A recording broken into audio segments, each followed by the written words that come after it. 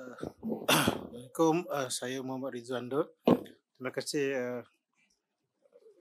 Sabihu sama bagi peluang lah. Cuma saya ni ditugaskan untuk jaga biologi hutan. Dia sebut biologi ni dia benda hidup lah. Apa saja yang ada dalam hutan. Cuma saja tadi Ustaz cakap ayat room tu pun dia sebut Aidin Nas. Tak sebut jin ke apa semua. Tapi semua orang maklum dalam hutan ni ada jin. Kan ada maksud Tapi lain maksud jin saya. tak tebang pokok. Yalah, itulah. Cumanya kita ni kita warga Putanan ni selalu keluar masuk hutan kan. Jadi kadang-kadang ikut yang saya dipahamkan, kadang-kadang mereka tu ada dalam kawasan tu. Kita kadang terpijak dia kan, ataupun membuatkan dia marah lah kan. Dia marah kita, jadi mungkin ada kadang-kadang orang kata balik dia kena dan macam-macam lah. Jadi mungkin Sabihu sama boleh bagi nasihat lah. Bila kita nak masuk hutan ni, ataupun kita tahu sebab dalam dunia ni bukan sahaja manusia je, ada makhluk-makhluk lain. Innahu yarakum wa qabiluhu min haythu la tarawnahum. Dia nampak kita tak nampak dia. Kan? Terima kasih. Terima kasih banyak. Ia salah satu perkara yang wajib untuk kita percaya. Bukan kita saja yang menghuni di dunia ni. Alam. Di samping makhluk-makhluk Tuhan yang boleh kita nampak, ada di sana makhluk-makhluk Tuhan yang kita tidak nampak. Antaranya yang besar ialah komuniti jin yang wujud. Dan Al-Quran ada surah jin menceritakan mereka ni, kehidupan mereka. Dan seperti mana Nabi itu risalahnya itu untuk manusia, dia juga untuk jin. Kan? Dan kadang-kadang Allah bukan saja berbicara pada manusia, ia berbicara pada jin. Ya ma'asyaral jinni wal ins, in istata'tum an tanfudhu min aqtaris samawati wal ard. Wahai sekalian manusia dan jin. Jadi bicaraan tentang manusia, jin, bahawa tanda mereka itu wujud. Dan mereka wujud dengan kewajipan-kewajipan mereka seperti mana kita ada kewajipan-kewajipan kita. Cumanya beda mereka dengan kita ialah kita tak nampak mereka. Walaupun dari segi keistimewaan kita telah mendominasikan dunia ni. Kerana kita, fizikal kita bergerak dan apa yang muncul dalam alam ini daripada pokok dan seumpamanya makanan didominasi oleh manusia. Jin mempunyai satu dimensi dia yang tersendiri. Mungkin pada satu tempat yang kecil boleh dihuni oleh beribu jin. Kerana itu dimensi yang berbeza. Tuan-tuan mungkin belajar di dalam fizik tentang hukum hakam ataupun tentang prinsip-prinsip space. Dan space ini dia ada yang dimensi yang berbeza. Mungkin tentang satu ruang itu, space ini adalah sesuatu yang space dan time ini ada suatu hukum yang sangat hebat. Dan masa yang keanjalan hukum bagi kita dan keanjalan hukum bagi mereka, begitu juga keanjalan tempat yang mungkin tempat itu sempit bagi kita, luas bagi yang lain. Dan mungkin apa yang kita nampak, pokok yang mereka nampak pada alam mereka lain. Dan itu adalah sesuatu yang tak pelik. Saya sedikit detailkan benda ni. Kerana ada penonton ni, dia ambil gambar saya ni. Kadang-kadang dia daripada berbagai latar. Sebahagian mereka mungkin tak percaya hal-hal yang seperti ini. Tapi saya nak supaya mereka dapat. Kerana benda yang tidak nampak pada mata ni telah tidak bererti ia tidak wujud. Kita dahulu orang tidak tahu pun tentang kewujudan gelombang. Yang hari ini gelombang telah digunakan dengan berbagai begitu luas. So saya kata kalau dahulu ada orang boleh bercakap dengan handphone ni dengan orang di Mekah ataupun di Brazil ataupun di mana, itu mengalahkan ahli sihir. Bomoh pun tak boleh buat. Kan? Jin pun pening kalau tengok, lagi canggih manusia. Kan kita tak tahu tentang beta, gamma dan seumpamanya. Dan juga nukleus yang tentang atom umpamanya, atom umpamanya. Dan pecahan-pecahan dalam atom yang mungkin tak ada molekul-molekul yang halus yang tak dinampak di mata. Dan ini semua adalah menunjukkan kewujudan alam jauh lebih besar daripada apa yang kita jangkakan.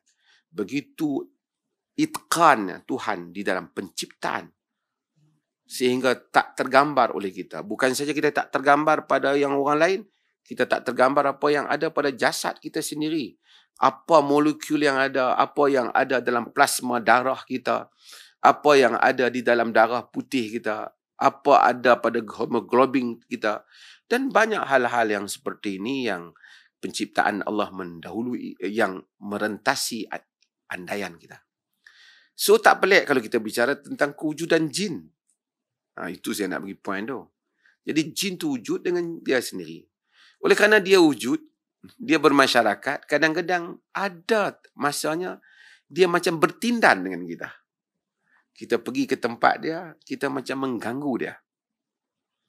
Bila kita mengganggu dia, kadang-kala dia bertindak di atas gangguan itu. Kadang-kala dia bertindak. Tapi dia bukanlah begitu dominan. Kalau tidak, jin dah lama hasut kita yang duduk dalam bilik ni. Ataupun jin dah telah lama bagi kita histeria. Kadang-kadang ini saya kurang berminat kadang-kadang nak terlalu berlebihan bincang hal ni, kerana masyarakat Melayu ni dia kadang-kadang suka exaggerate benda-benda yang seperti ini. Akhirnya semua benda, sakit perut hantu, sakit kepala pelesit, semua tak ada apa, sehingga jin heran, aku tak buat apa pun. Dituduh dengan tuduhan-tuduhan yang begitu dahsyat. Semua dibabitkan apa, padahal kami tak buat kan. Bomo semua tuduh jin kan. Orang kena kanser jin semua. So saya tak mau berlaku exaggeration yang seperti itu. Tapi dalam masa yang sama, kita tak boleh deny tentang kewujudan jin. Ia dinaskan dalam Quran dan Sunnah. Dan kita pun sebut dalam bacaan Allah ajar pagi-pagi baca qul a'udzu birabbin nas, malikin nas, ilahin nas, min syarril waswasil khannas, minal jinnati allazi yuwaswisu fi sudurin nas, minal jinnati wan nas, daripada jin dan manusia. Dia ajar.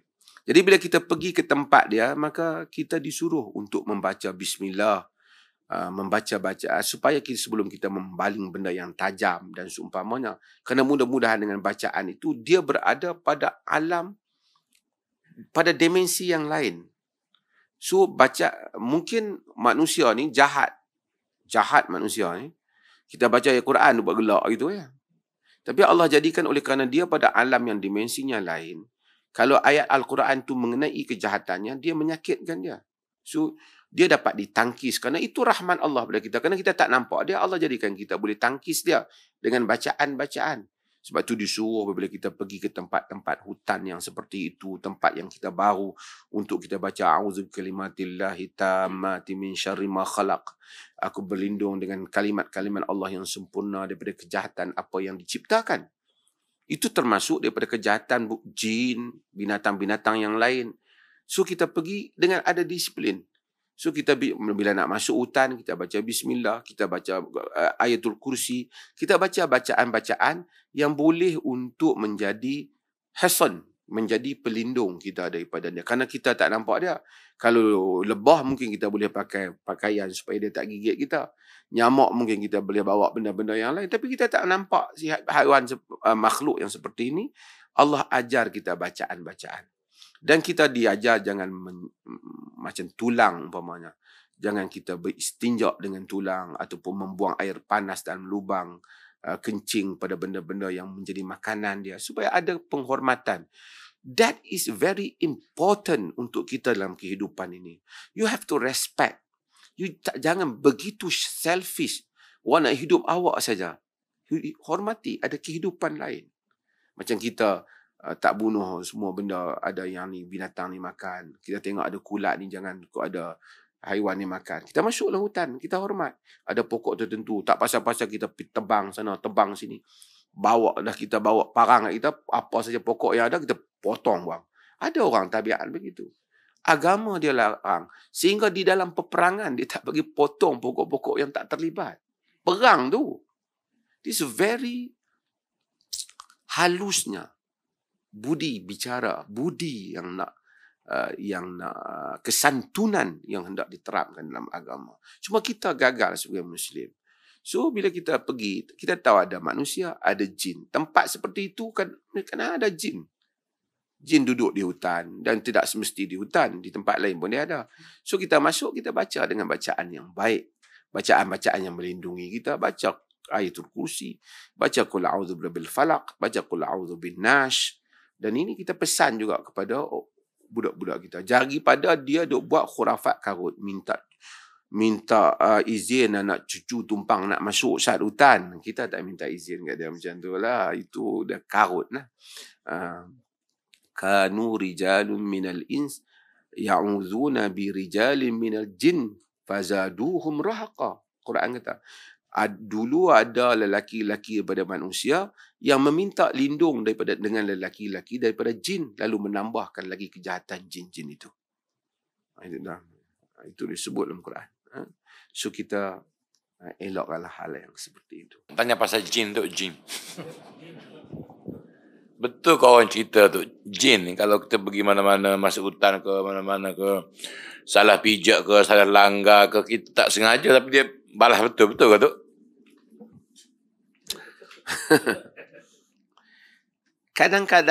Kadang-kala hal itu boleh berlaku. Ia boleh berlaku. Maka ada larangan Nabi daripada untuk kita campakkan benda yang tajam, mengotorkan tulang dan seumpamanya. Kadang-kadang ia boleh berlaku. Ada dalam hadis Ammar, bagaimana Ammar dia pergi ambil air, kemudian bertemu dengan jin. Ada dalam riwayat Abu Hurairah juga bertemu dengan jin ketika dia menjaga tamar yang diminta oleh Nabi SAW untuk jaga. Banyak, dan Nabi SAW dalam surah Al-Jin, dalam surah Ahqaf juga menceritakan tentang jin, pertemuan dengan jin. Adakah jin ni kadang-kadang boleh menyakitkan manusia? Kadang-kadang dia boleh menyakitkan. Sebab tu ada doa minta lindung bukan saja daripada manusia, juga minta lindung daripada jin. Ia boleh berlaku. Macam saya kata tadi, ia boleh berlaku. Maka kita minta jauh daripada kejahatan manusia dan jin. Kan? Qul a'udzu birabbil nas, a'udzu bikalimatillahi tammati min syarri ma khalaq, min ghadabihi wa 'iqabihi wa min syarri ibadihi wa min hamazati syayatin wa an yahdurun. Daripada bisikan syaitan, daripada kehadiran syaitan. Dan syaitan adalah jin yang kafir, yang jahat. Jadi jin ni bukanlah semua jin itu jahat. Ada jin yang baik. Ada orang kata sebaik-baik jin, sejahat-jahat manusia, tak ada lah. Palsu hadis tu. Sejahat-jahat manusia menjahat pada jin lagi pun ada. Jin pun tak terbikiang manusia buat jahat tu. Jadi, tapi yang pentingnya ialah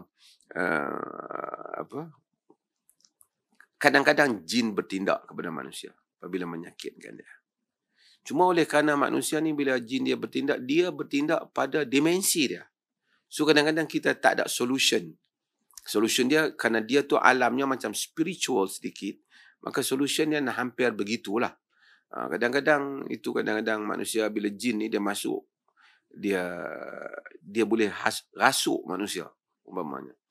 Sebab tu majoriti ahli sunnah berpendapat jin boleh menyebabkan manusia kerasukan, kan?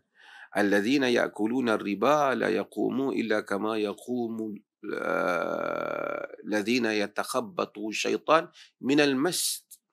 Orang-orang yang memakan riba tidak berdiri pada hari kiamat melainkan berdiri seperti orang yang kerasukan syaitan.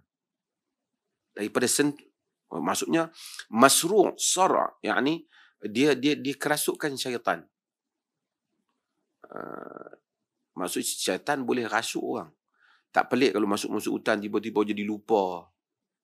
Tak boleh. Tapi ia sangat bergantung pada kekuatan spiritual individu.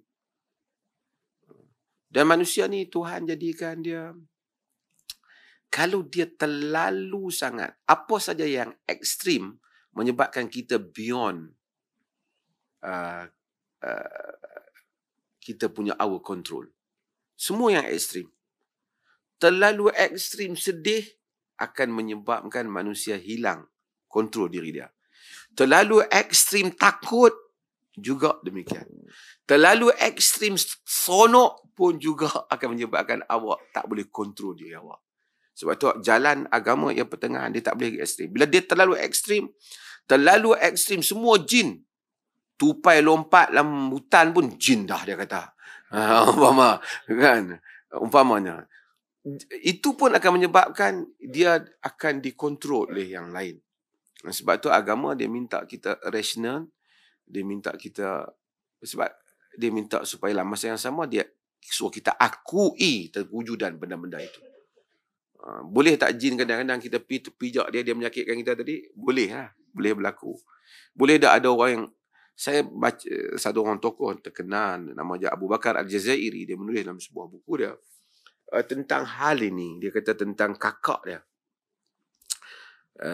Saudara dia ni yang mungkin dia main buaian, dia terjatuh tu mungkin dia terjatuh di atas jin. Sehingga menyebabkan pada satu waktu dalam satu hari tu akan ada waktu yang jin tu akan datang dan mengasuk dia. Family dia try. Bila rasuk dia tu dia jadi seperti kambing yang disembelih. Maksudnya dia mengelupuh. Dan salah satu tak ada dalam hadis tapi salah satu simptom orang kena jin ini, saya ni belajar juga bab ni. Lama jugalah, berguru banyak lah juga. Tapi saya balas nak cerita benda ni, saya kira panggil saya bomo. Saya tak mau. Benda-benda saya tak mau exaggerate benda-benda ni. Tapi saya kadang-kadang tengok-tengok ni, saya tahu. Pasal saya belajar banyak juga dengan guru-guru Arab tentang bab ni. Belajar dan ikut mereka macam-macam tempat saya pergi. Okey. Dia salah satu simptom orang yang kena jin ni, dia akan biasanya dia datang pada waktu yang sama. Kalau maghrib besok pula mari. Kalau zuhur dia macam tu. Tak tahu, mungkin jin ni pancur juga dia masa. Pasal apa saya tak tahu. Tapi dia suka datang mengikut waktunya yang tepat. Tapi biasalah. Macam tu lah. Dunia ni bukan kita saja ya. Kita ada macam-macam kehidupan yang lain yang kita nampak dan yang kita tidak nampak. Minat dengan tajuk. Dua dah tajuk di sini lah.